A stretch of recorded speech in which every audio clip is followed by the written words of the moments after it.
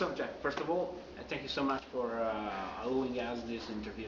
Thank you very much. Just to start up this interview, I would know if some concept lies between the lyrics lines of Fist. The titles of every single song are really explicit. Yeah, they seem to be, when we're writing the songs, we don't have a theme or a concept or anything. We just write the songs, and then usually when we finish a CD, we're finished, we're done. It's mastered, it's done, we walk away, we don't listen to it, and the first time we ever think about it or talk about it again is on a press trip like we're doing now. So I haven't heard the album for 2 months, and I forgot a lot of the lyrics and the songs, which they are. So when we get home to Canada, we're going to start rehearsals. Then I have to learn the songs again for the second time. But I think that from what the journalists are telling us, because we were in London, I was in London and Berlin and other places doing interviews, journalists are telling us and the record company that there's some very aggressive lyrics and angry lyrics and that, and at the same time there seems to be some diversity in the music. You know, there's a love song, a ballad. Fourth song, I think, called No Surrender, has a little almost funky Chili Peppers kind of intro. There's a rock and roll / punk metal song called Wrapped, fifth track, and it's got Danko Jones singing, which is a Canadian artist with a really cool rock and roll punk band. Yeah, it's really hard to tell. The journalists are the ones that are telling me what the album is like, which is cool. It's nice to hear people's reactions. In my opinion, Fist is one of the most, by the way, complete and miscellaneous album you ever written and played. Even this time you played the role of main songwriter. I think I play, let me see, I'm trying to remember now. I play all the bass on all the Annihilator songs, almost all the guitars, unless we have a guest or something. I write the drums, so I show the drummers what to play. I write almost all the lyrics and the melodies. Dave Padden writes some of them, our singer and guitar player. And I co-write with like Danko Jones for the song, Wrapped. And I have co-written with other people before. But I think about 90% of it is me, as far as songwriting and playing the guitars and bass and things. But I forgot the question already. I'm getting old. Forget. So you consider yourself an all-rounded songwriter, not only a guitar player? I guess so, because I'm not just writing the stuff, I'm actually a lot of times playing it or showing the drummer what to play when I want. So yeah, it's kind of like it's been like a project, a solo project from the beginning. And it's only in the last 10 years with Dave Padden that it turned into the Waters Padden project. And now, at the same time, in the last 2 or 3 years, we've had the same bass player and drummer. So it took 25 years of Annihilator to almost be a band. So it's kind of an interesting way. By the way, David is an incredible singer and musician, but have you both ever thought to come back to a 5-piece lineup in order to allow Dave focuses on singing, especially for the live gigs? Yeah, it would be, especially choosing old songs. It's sometimes we don't play some old songs because Dave, understandably, cannot play the guitar part and sing at the same time. Sometimes, you know, the songs are written for a singer, not a singer-guitar player. So there's a lot of songs we don't play because it's just impossible. But no, we're just happy it's a 4-piece. It's kind of live now. We're really, I don't know how to explain it. It's like I'm 47 years old, and it almost feels like we have a bit more energy now than ever, you know, which is strange. Have you ever thought to involve Dave in the songwriting process, even for the guitar solos, maybe in the future? Yeah, but the problem for us, 2 things. One, Dave lives like 3,000 or 4,000 or 5,000 kilometers away. He's in Vancouver on the west, and I'm in the east in Ottawa, and it's a big country. So we don't see each other when we're not rehearsing, touring, or writing and recording. And Dave doesn't like to, he's never done this, and he says he never will, just write lyrics on paper. He wants to hear a full music song, a demo of the whole song, and then he'll write lyrics. But the way we record, is I book his flight and for a certain day, and I get all the music finished just before he comes to Ottawa to record. So mostly I've got all the lyrics and the songs done, and sometimes he wants to write some lyrics, so he just writes whatever. I've told him he can write all the Annihilator songs for lyrics if he wants, but he ends up doing one or two every album. He never really works that hard to write the whole album. So it's cool because his songs are usually the most interesting because they have a different style. But that's up to him. How much important is a guitar solo for you in a track? I think it's the last thing. First thing for me is the guitar riff and the drum beat. Then to make the bass fit in properly. Then of course lyrics and the vocals. And the last thing is just fun. Just putting solo wherever the solo fits. And tell me something about the artwork cover.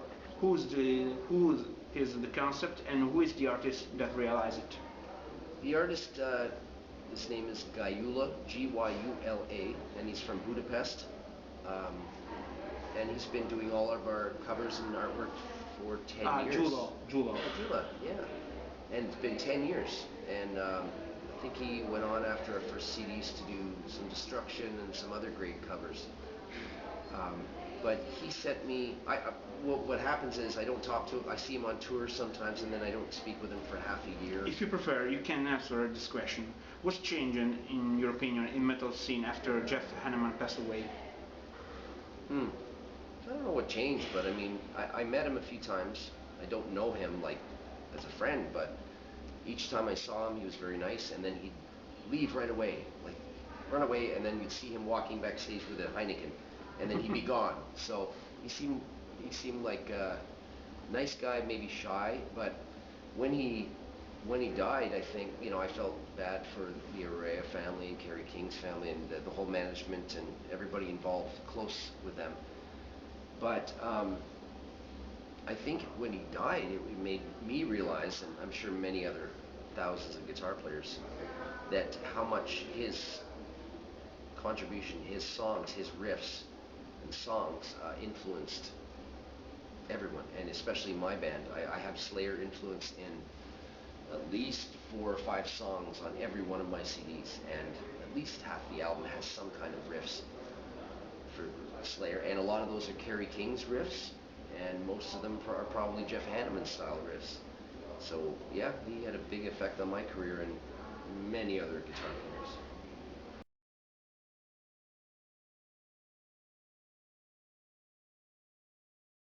players. When something bad happens in the world, it's on the news right away or on the internet within minutes.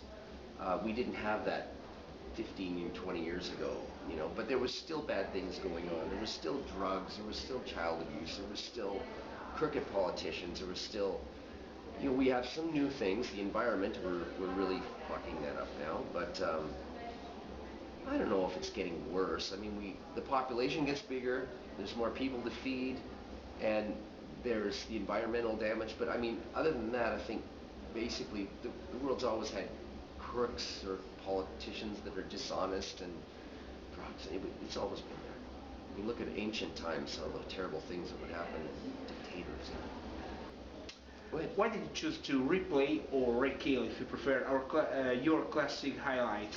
Is it to sing them all by Dave? Well, the songs we picked, if I was going to do a best of CD, maybe only half of those would be on. But what we did was, I never wanted to re-record any old songs because to me that was just, I've seen Testament, Exodus, Scorpions, many bands do that, and I bought all those records. Some of them I liked, and some of them I went, oh, bad idea. Then Dave actually had a good point. He told me a year and a half ago, he said, Annihilator sales popularity was from 89 to 96.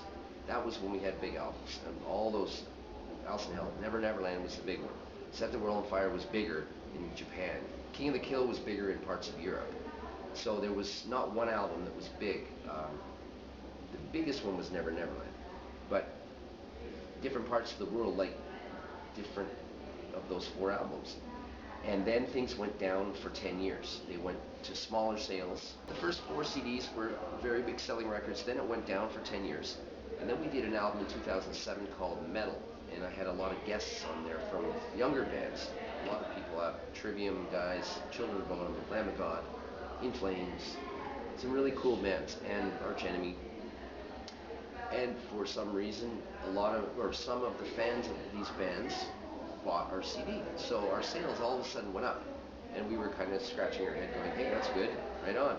But we expected the next CD, 2010, to go back down again. We just weren't expecting it. The 2010 CD went up, and we scratched our heads and went, wow, I hope this keeps going. This is great. Because we don't expect this. It just happened. And then now the new CD, the distributor and the people are telling us that they ordered double, 2 times the amount of the last record. So it looks like 3 in a row go up. And my singer Dave said, well, most of our fans now are between like 18 years old and 25 years old. They're not the older school fans we had before. So why don't we re-record some songs that we will play live? And I said, no. And he said, well, wait a minute, don't put it on the CD, make it like a free download on the record company website or our website. And I said, oh, that's a good idea. Because we could re-record the old songs, but they would never be as good as the old ones. It would just... Last stream of question. Sure. Tell me, where is the Fun Palace? Who is Hell is on End? And who dances the brain dance? What was the second one? Who is Hell is on Hell? Oh, okay, the first one, Fun Palace, is where is in the there. That's in there. Your head. Where is Alice now? Who is real? In real reality, life? real life, Hell is on Hell. In real life, the story was based on a real girl who was from Montreal, Canada. It's a long story, but basically it was kind of sad. I saw it on the news, and she kind of actually went crazy because she was seeing things. She had a problem. She was seeing ghosts and seeing different things, but her parents didn't address it. That means her parents did not get her help, and she went crazy. And I thought, oh, that's a sad story. I mean, that's a bad story. And normally I would never write a song about that, but I was a kid. I was only 19 years old, and I saw that and went, oh, heavy metal song, like crazy. But so I wrote a song, a little bit to do with that, but mostly fantasy, just pretending. But yeah, and then this Alice girl kept going through our career, sometimes on a cover of a CD or something. And we tried to have fun with that in 2010. We did a self-titled album in 2010. And we put a zombie Alice on the cover. So she's dead, but she's still there. What's the last one? Who dances the brain dance? Oh, that was just all about, it was kind of a fun song, just about somebody just being crazy. But it's connected with no real through the Looking Glass, Alice in Wonderland. No, not that song. That was just simply about somebody. I just pretended I was crazy and seeing crazy things, and yeah. Okay, Jeff, thank you so much for your time, and thank you. Best wishes for your next tour. Maybe I see you. I think we'll come to Milan in March, February or March. I'll be there. And you too, Valeria. Thank you.